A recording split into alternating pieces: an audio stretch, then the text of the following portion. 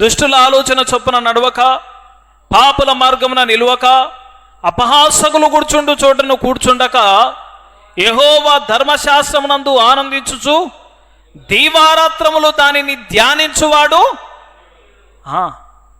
ఎంతవరకు ధ్యానించాలా? ఏ సమయంలో ధ్యానించాలా అంటే దైవ గ్రంథంలో దేవుడు రాయించి తెలియజేస్తున్నాడు. ఈ 2వ చరణంలో దీవారాత్రములు దేవుని యొక్క గ్రంథాన్ని పరిశోధించాలా, పరిశీలించి చదువుకోవాలా. అట్లయితే ఏమవుతుంది? చదువుకుంటే 3వ చరణం చదవండి.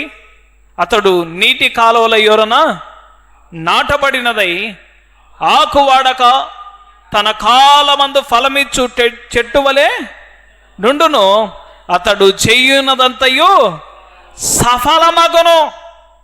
గమనిస్తున్నారా?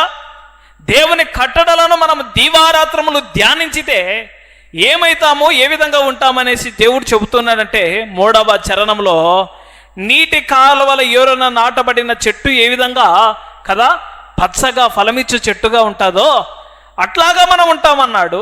మనం చెయ్యి ప్రతి పనిలో కూడా సఫలం ఉంటుందని చెప్పినాడు.